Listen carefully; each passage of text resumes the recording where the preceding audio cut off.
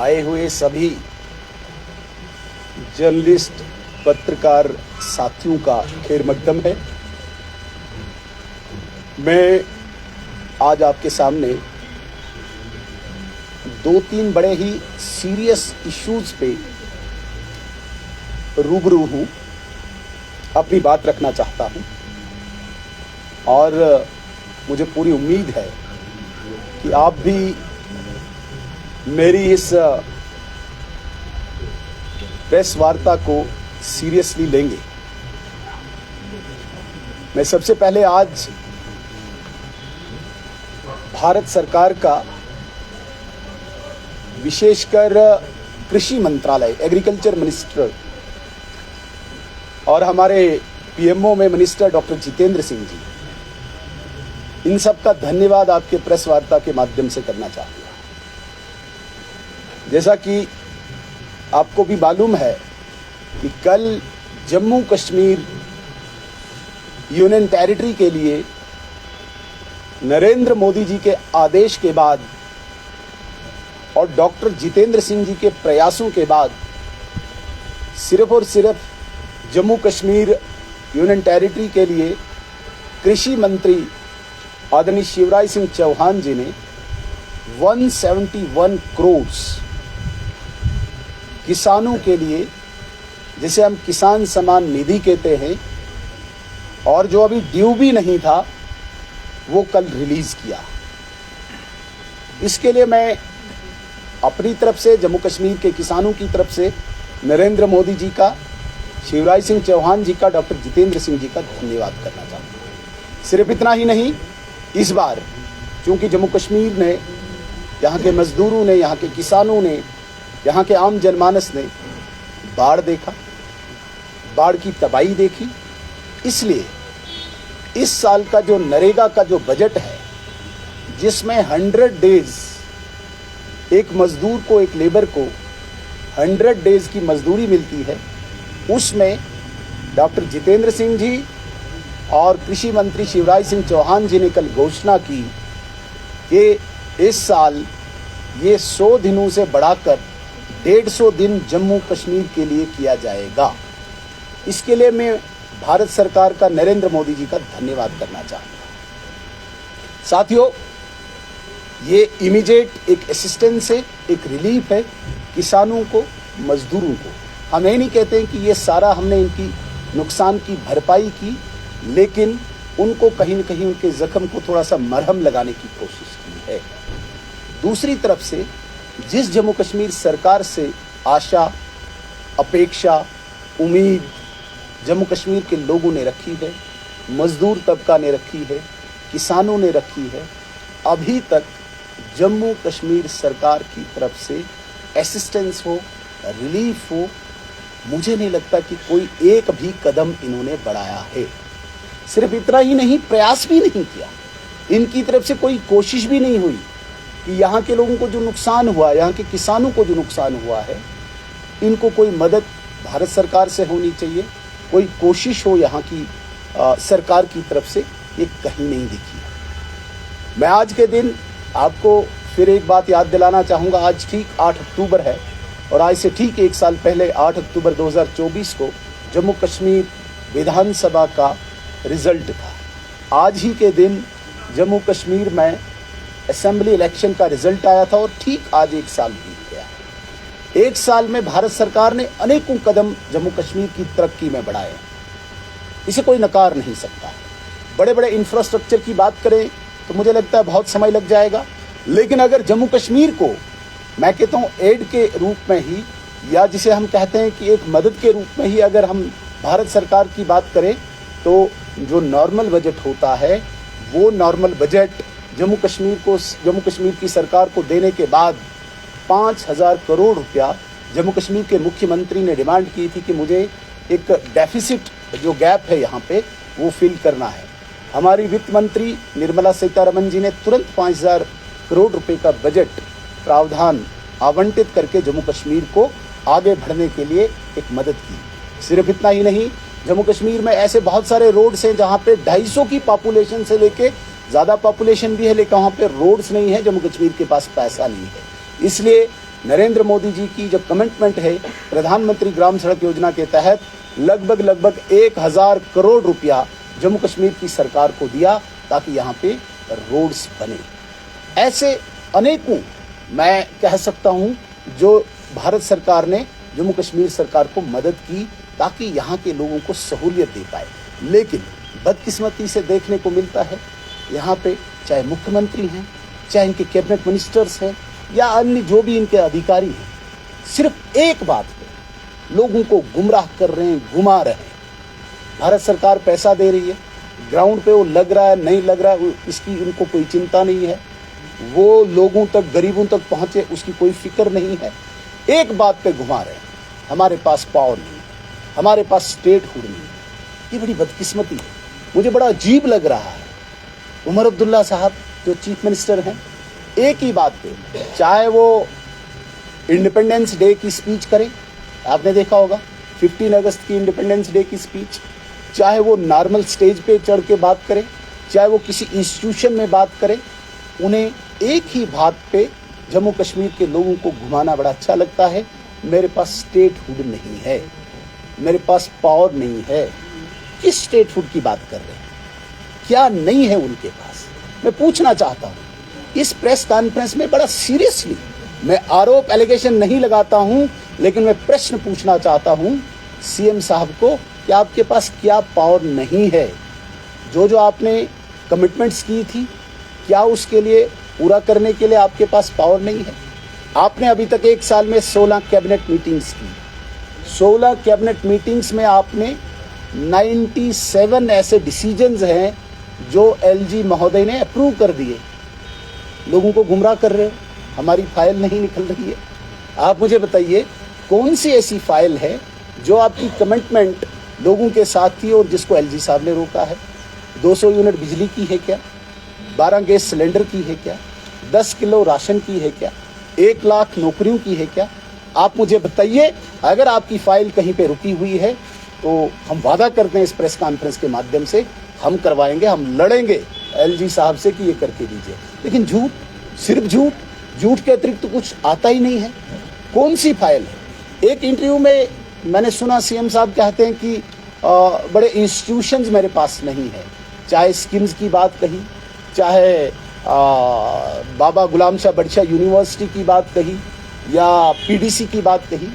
महोदय, ये union territory है और यूनियन टेरिटरी एक ज़ाब्ते के तहत चलती है। जो आपके पास है तो वो है, वो कीजिए। जो नहीं है तो उनको गुमराह क्यों कर रहे हो लोगों को कि भाई इन इंस्टीट्यूशन के आने के बाद आप अपने वादे पूरे करेंगे? मुझे बताइए। आपने कहा कि एडवोकेट जनरल की फाइल, झूठ। आपने कहा टीओबीआर की फाइल, जिसे हम बिजनेस रूल कहते हैं, हमने जो पता कराया, हमें जो सूचना मिली है, झूठ बोला। है ही नहीं उनके पास, भेजी नहीं है। जो भेजी है वहां से वापस आई है, सीएम साहब के पास पड़ी हुई है। आप मुझे बताइए, आपने अभी तक चेयरमैन जेएंड के board of school education approve नहीं की फाइल आपके पास है ना? एलजी महोदय के पास नहीं है, क्यों नहीं किया आपने? मैं आपको बताना चाहता हूं, आपने मैनेजिंग डायरेक्टर पीटीसीएल फाइल आपके पास पड़ी है, आप नहीं कर रहे हैं और इल्ज़ाम एलजी महोदय पे है। आप चीफ इंजीनियर्स की बात कीजिए, नॉर्थ, साउथ, पीर पंचाल रेंज, आप नहीं कर रहे हैं। 30 ऐसी पोस्ट्स हैं जो सुपरिटेंडिंग इंजीनियर बनाने हैं, जो चीफ मिनिस्टर महोदय ने बनाने हैं। डिपार्टमेंट भी उनके पास है, पावर डिपार्टमेंट, आप नहीं कर रहे हैं। मीन्स आप गुमराह कर रहे हैं लोगों को, क्योंकि आपको आदत ही नहीं है काम करने की। आपने कभी काम किया ही नहीं, आपने झूठ बोला है। आज कंपटीशन है यहाँ पे विकास का, डेवलपमेंट का। आज सवाल आपको पूछ रहे हैं लोग, इसलिए आप झूठ बोल रहे हैं। और जिस स्टेटहुड की आप बात कर रहे हैं, मुझे बताइए उमर अब्दुल्ला साहब, सीएम साहब, आप कहते हैं कि आपके पास पुलिस का डिपार्टमेंट चाहिए। मैं कश्मीर के लोगों से इस प्रेस कॉन्फ्रेंस के माध्यम से एक सवाल पूछना चाहता हूँ, किस स्टेटहुड की बात कर रहे हैं? क्या 2008 से 2014 तक आपके पास स्टेटहुड नहीं था? क्या 96 से 2002 तक आपके पास स्टेटहुड नहीं था? क्या 89 तक जो आपने हुकूमत की आपके पास स्टेटहुड नहीं था? क्या 82 तक जब आपने हुकूमत की आपके पास स्टेटहुड नहीं था? लेकिन मैं सिर्फ आपके टेन्योर की अगर बात करूं तो कश्मीरियों को मैं याद दिलाना चाहता हूं, साथियों, इन्होंने उग्रवाद के नाम पे कई कहानियां यहां पे लिखी। अगर उन किताबों को, उन कहानियों को, वर्कों को हम पलटें तो कई ऐसे लोग, कई ऐसी लोगों की स्टोरीज निकलेंगी जो ये कहेंगे कि हम बेकसूर थे, हम निहत्थे थे, हम मासूम थे और सिर्फ उमर अब्दुल्ला साहब के दौरान हुकूमत में मारे गए आतंकवाद के नाम पे। वो सिविलियन थे। आपको जवाब देना होगा, क्या कश्मीरी सिविलियन को मारने के लिए आपको स्टेटहुड चाहिए? आपने तो आतंकवादी को कभी नहीं मारा, आपने उग्रवादी को तो कभी नहीं मारा। हाँ, सिविलियन को रक्त रंजित किया आपने यहां पे हड़तालें करवाई, आपने यहां पे स्कूल बंद करवाए, आपने यहां पे मजदूरों की मजदूरी खाई। वो स्टेटहुड चाहिए? नहीं, मुझे नहीं लगता कि कोई भी कश्मीरी इस प्रकार का स्टेटहुड चाहता है, जहां पे डर का माहौल हो, जहां पे भय का माहौल हो, जहां पे एक छोटे बच्चे को, स्कूल गोइंग स्टूडेंट को ये नहीं पता हो कि वो वापस आएगा नहीं आएगा, जहां पे ये नहीं पता हो कि किस ऐसे व्यक्ति को जो उनकी पार्टी के खिलाफ हो उस पर पीएसए लगेगा।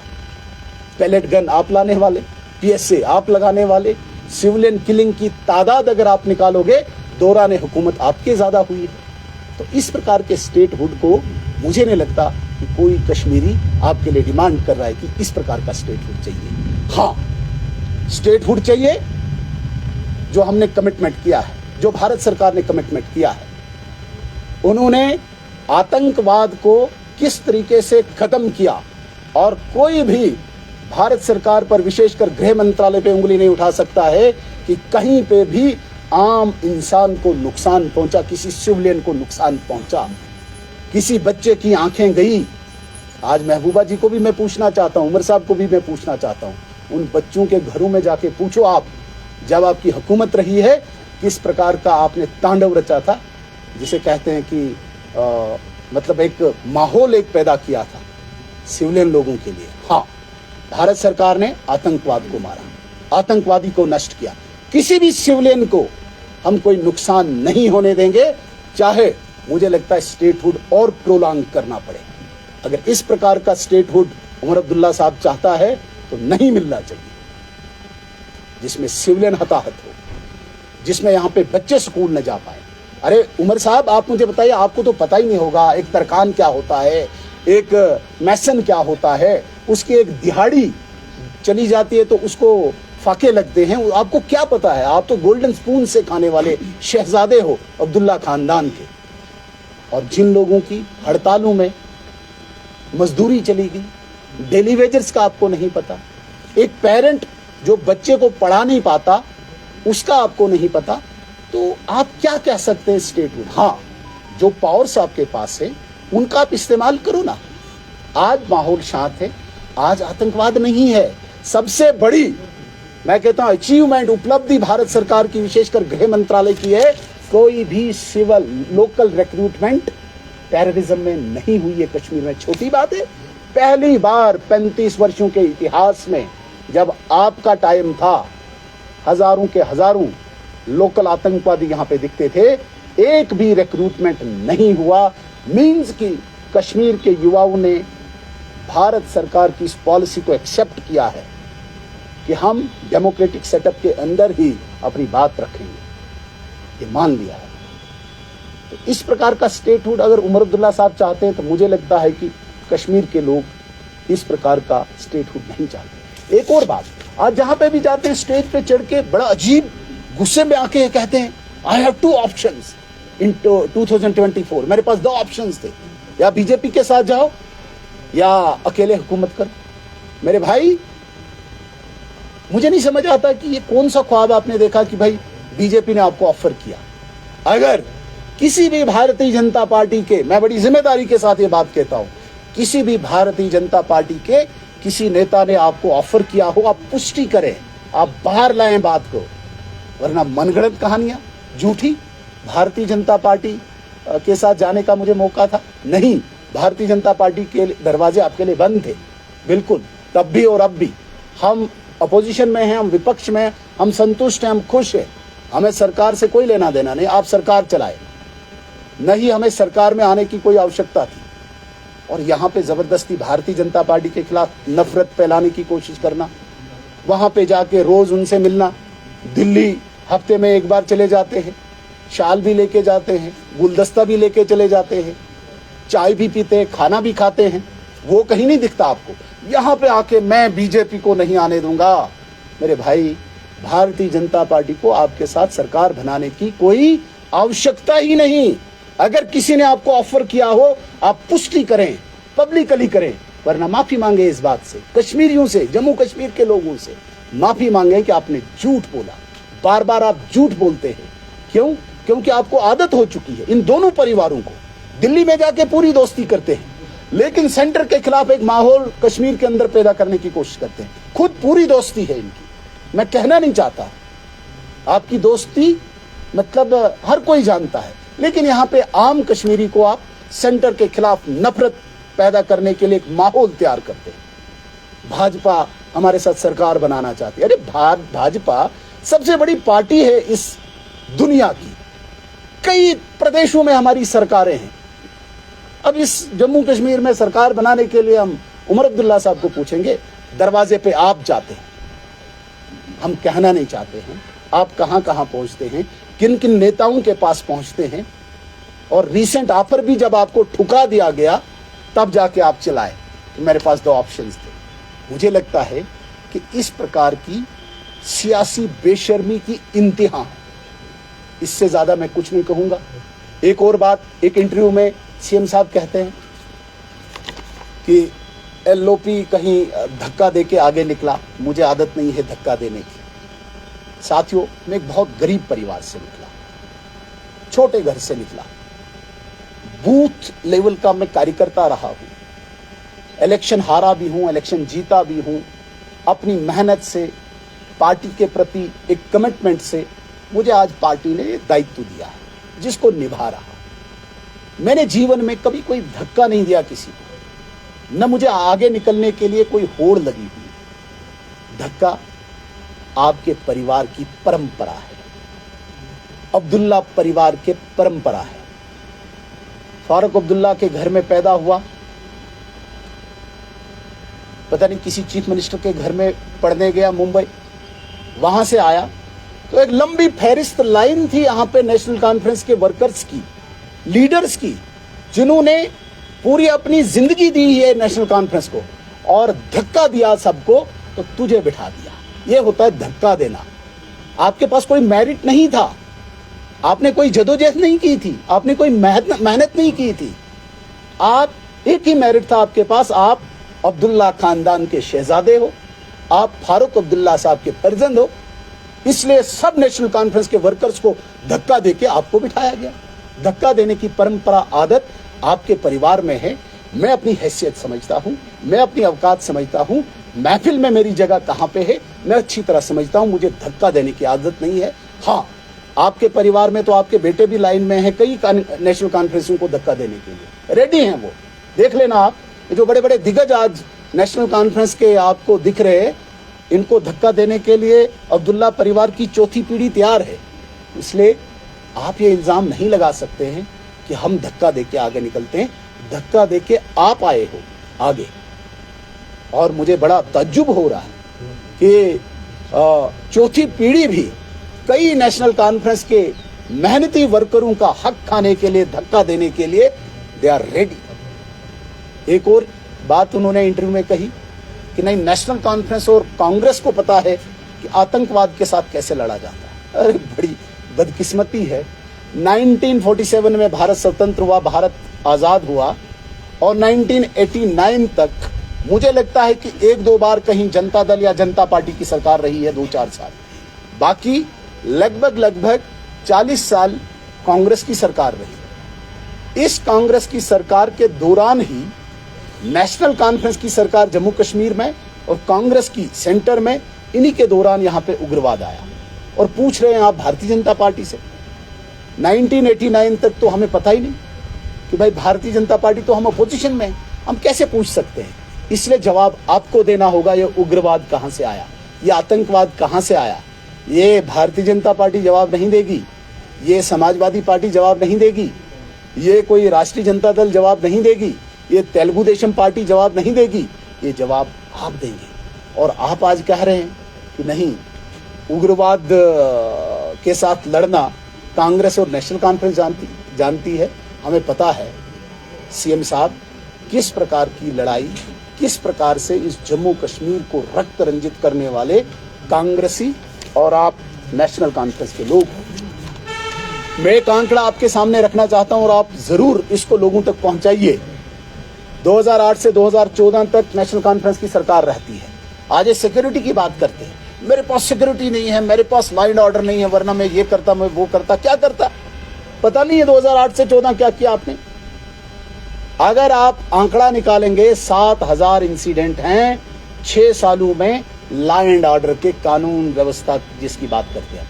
7000 इंसिडेंट्स, कितने? 7000।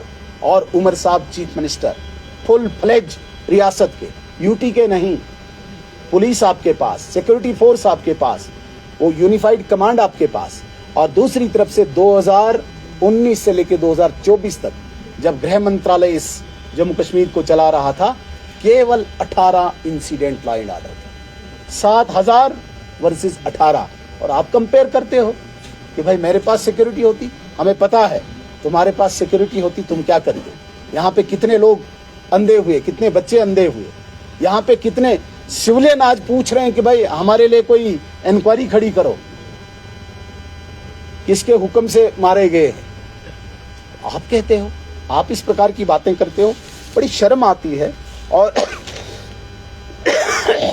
बड़ा ही तज्जुब होता है। मैं सिर्फ कश्मीर के लोगों से एक गुजारिश करना चाहता हूं। ये जो आईना पहनाया गया है आपको भारतीय जनता पार्टी को देखने के लिए, थोड़ा सा कभी ये आईना उतार के देखें। भारतीय जनता पार्टी को भी कंपेयर करो और जम्मू कश्मीर में नेशनल कॉन्फ्रेंस या पीडीपी को भी आप कंपेयर करो। साथियों, आपके बच्चे स्कूल नहीं जाते थे, आपकी दुकानें बंद होती थी, आपके होटल्स बंद होते थे, आपके कारोबार बंद होते थे। आज शांतिमय वातावरण है। आज यहां पे बच्चे भी स्कूल जाते हैं, मजदूर भी मजदूरी करता है, स्कूल भी खुल रहे हैं, होटल्स भी खुल रहे हैं। लेकिन ये जो आईना पहना दिया है अब्दुल्ला खानदान ने, नेशनल कॉन्फ्रेंस ने कश्मीर के लोगों को, थोड़ा सा ये उतार के आप देखें। मुझे पता है हमें बीजेपी को यहाँ पे आप वोट इतना नहीं मिलता है, हमें ये भी पता है। आप बेशक अपनी मानसिकता इसी प्रकार की अभी रखें और ऊपर वाले से मैं निवेदन करता हूं, प्रार्थना करता हूं कि बहुत जल्दी आप इनके असली चेहरे देख पाएं, पहचान पाएं। किस किस प्रकार से दिल्ली जाके कौन कौन सी ये दोस्ती निभाते हैं खान मार्केट में या किसी 5 स्टार में, और यहाँ पे आके किस प्रकार से भारतीय जनता पार्टी के प्रति या केंद्र के प्रति ये नफरत फैलाते हैं। ये दो परिवार, ये आज नहीं, ये आज़ाद जब से मुल्क हुआ है तब से इन्होंने शुरू किया है कि सेंटर के खिलाफ नफरत पैदा करो। चाहे मुफ्ती खानदान है, चाहे अब्दुल्ला खानदान है, सेंटर के खिलाफ नफरत पैदा करो और यहाँ पर लोगों को गुमराह करो, दिल्ली में जाके दोस्ती निभाओ। ये बड़ी बदकिस्मती है। उम्मीद करते हैं इन सारी चीज़ों से जम्मू कश्मीर के लोग बाहर आएंगे, इनकी सच्चाई जानेंगे। धन्यवाद। मेरा एक सवाल है, जिस तरह से आपने कहा कि 500 करोड़ जो किसान लोन के लिए दिया गया है, लेकिन उसमें जो खबरें आ रही थी वो बताया जा रहा था कि ये एक्सपेंडिचर मीट करना है जंगली लोन तभी। आपने बताया कि 500 करोड़ जो है वो किसान लोन के लिए दिया गया है या किसानों के लिए नहीं, मैंने 500 करोड़ नहीं कहा, मैंने 170 सुनिए सर, ये इसी के रिलेटेड है। 171.23 करोड़ जो है वो हाइडल प्रोजेक्ट्स के लिए दिया गया था, जबकि आपने बताया कि ये किसी और चीज के लिए दिया गया है। तो मैं क्लियर करना चाहूंगा, मैं बड़े वसूख से कहता हूं, बड़ी जिम्मेदारी के साथ कहता हूं, बड़ी रिस्पॉन्सिबिलिटी के साथ कहता हूं। 171 करोड़ जो कृषि मंत्रालय ने कल रिलीज किया है, जो किसान सम्मान निधि जो एक फार्मर को मिलती है, जो भी ड्यू नहीं है भारत में, ये सिर्फ और सिर्फ 171 करोड़ रुपया उन किसानों के खाते में रिलीज किया गया है। ये किसी हाइडल प्रोजेक्ट के लिए नहीं किया गया, ये किसी झेलम के लिए रिलीज नहीं किया गया। आपको मिस इन्फॉर्मेशन है, गलत इन्फॉर्मेशन है। मैं दुरुस्त करता हूं, इतने बड़ी महफिल में 171 करोड़ रुपया सिर्फ किसानों के लिए दिया गया है। और जो नरेगा में पैसा बढ़ाया गया, बजट बढ़ाया गया है, वो 100 दिन से 150 दिन करने के लिए किया।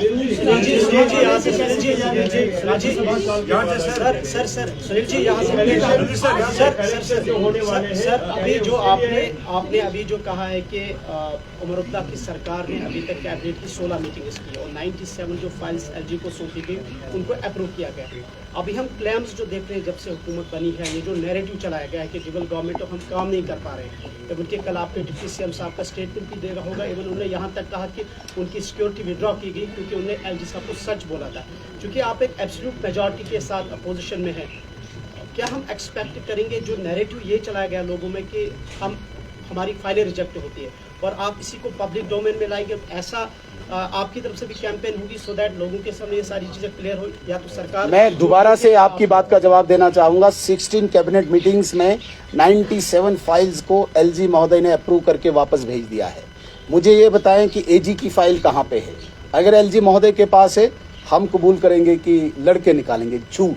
आप बताइए मुझे चेयरमैन जेके बोस की फाइल कहाँ पे है? आप मुझे बताइए स्टेट इलेक्शन कमीशन की फाइल कहाँ है? आप मुझे बताइए चीफ इंजीनियर नॉर्थ साउथ की फाइल कहाँ पे है? आप मुझे बताइए 30 सुपरिटेंडिंग इंजीनियर्स की फाइल कहाँ है? ये फाइलें जानी नहीं है। झूठ, सिर्फ झूठ। झूठ में तो महारत है इस परिवार की। बोलना नहीं चाहिए था लेकिन बोल दूंगा। यहाँ पे कोई लिमिट ही नहीं है।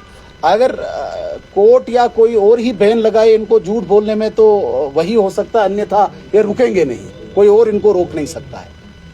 आज तक उमर अब्दुल्ला ने कई बार बोला कि he is a Toothless tiger, उनके पास पावर नहीं है, लेकिन आज बीजेपी का leader of opposition press conference कर रहे हैं। क्या ये इसलिए किया जा रहा है, निशाना इसलिए साधा जा रहा है क्योंकि elections is round the corner? Is it for the election? Good ma'am.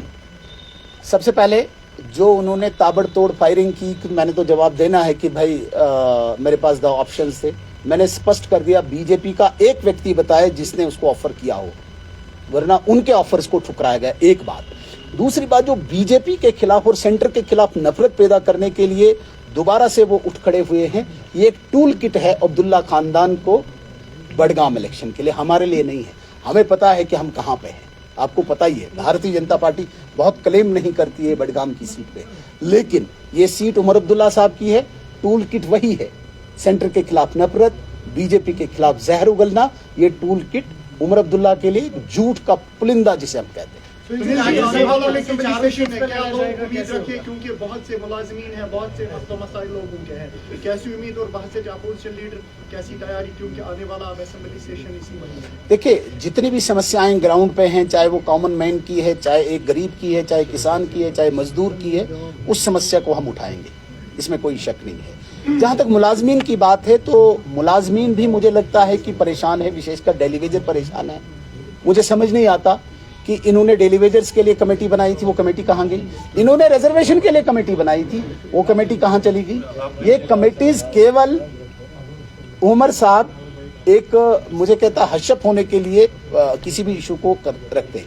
जहां तक मुलाजमीन की बात करते हैं, मैं जब ट्रांसपोर्ट मिनिस्टर था तब स्टेट रोड ट्रांसपोर्ट कॉर्पोरेशन में केवल 70 करोड़ की इनकम थी, और आप रिकॉर्ड निकालें 129 कंसोलिडेटेड वर्कर्स को मैंने रेगुलर किया था बीइंग ट्रांसपोर्ट मिनिस्टर। आज 230 करोड़ रुपया प्रॉफिट है, इनकम है, और एक भी व्यक्ति को आज तक आपने कंसोलिडेटेड वर्कर को आपने रेगुलर नहीं किया। आप बहुत बड़ी बड़ी फेंकते हैं, कैसे उम्मीद रख सकते हैं? लेकिन इन सारी बातों को हम असेंबली में रखेंगे। अनिल जी, इतनी बड़ी प्रेस कॉन्फ्रेंस हो गई, लद्दाख का जिक्र कहीं नहीं किया। ये हम जम्मू कश्मीर में है ना, आपने पूछा ही नहीं सर। यूनियन टेरिटरी की डिमांड लोग वहाँ पर खुश थे, जो एटमॉस्फेयर वहाँ पर बना, उस पर आप क्या कहना चाहते हैं? ये due to the lack of facilities, lack of document जो वो फेस कर रहे थे, गवर्नमेंट ने फिल अप नहीं किया, या देखिए, इशू अदर? एक बात को आपको मानना पड़ेगा, आप बहुत सीनियर जर्नलिस्ट हैं और विद ड्यू रिस्पेक्ट आप ये मान के चलें, 2010 में जब वहां पे हिल डेवलपमेंट काउंसिल का चुनाव हुआ था, बीइंग बीजेपी इंचार्ज में था वहाँ पे 1 महीना। तब लोगों की एक ही डिमांड थी। तब वहाँ पे एक फ्रंट होता था LUTF, Ladakh union territory front, और LUTF की डिमांड थी कि हमें जम्मू कश्मीर से अलग करो और हमें यूनियन टेरिटरी दो। भाजपा ने एक कमिटमेंट की कि आप जब भारत सरकार हमारी होगी और हम आपको यूटी देंगे, हमने दे दी। यूटी के बाद 85% रिजर्वेशन लद्दाख को मिली। यूटी के बाद डोमिसाइल का जो उनका डिमांड था वो उनकी पूरी की गई।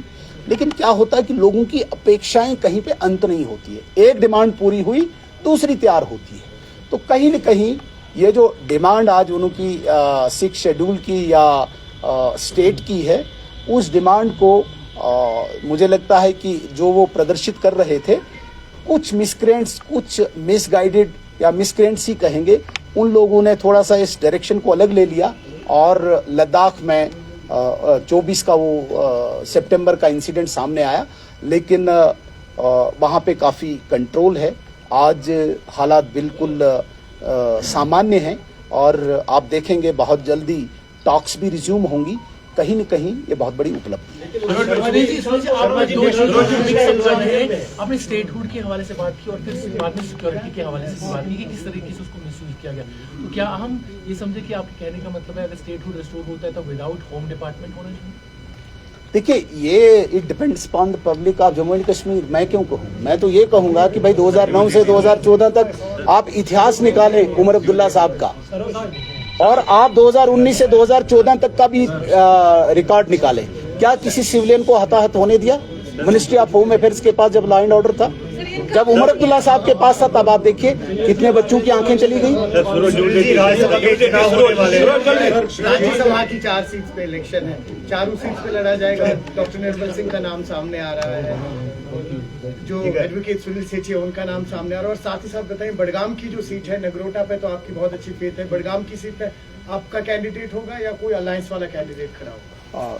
एक वादा आपको देना पड़ेगा, जो मैंने प्रमुख बिंदु रखे हैं उनको भी रखेंगे आप मेरी प्रेस कॉन्फ्रेंस में। मैंने आज जो धन्यवाद भारत सरकार का किया, मैंने जो कंपैरिजन आपका स्टेटहुड का उमर अब्दुल्ला साहब का और मिनिस्ट्री ऑफ होम अफेयर्स के जो अधीन जम्मू कश्मीर रहा उसका किया, मैंने यहाँ पे जो इनकी सुपरमेसी है उनका किया। लेकिन इसके अलावा जो आपने राज्यसभा की बात कही, देखिए राज्यसभा में हमारा जो आंकड़ा है वो आंकड़ा इतना नहीं है कि हम चारों सीट्स जीत पाएंगे, वो तो अंडरस्टूड है। और हमें कोई ज़रूरत भी नहीं है कि कोई हॉर्स ट्रेडिंग, कोई दाएं बाएं घूमने की। जितनी हमारी लिमिट है उसी लिमिट तक जाके हम कैंडिडेट्स उठाएंगे। आप मेरी बात को समझ गए होंगे। दूसरी बात जो आपने नगरोटा और बडगाम की उठाई है, मैं बीइंग LOP, चूंकि मेरे साथ स्टेट के जनरल सेक्रेटरी हैं और इंचार्ज हैं कश्मीर के, इनके साथ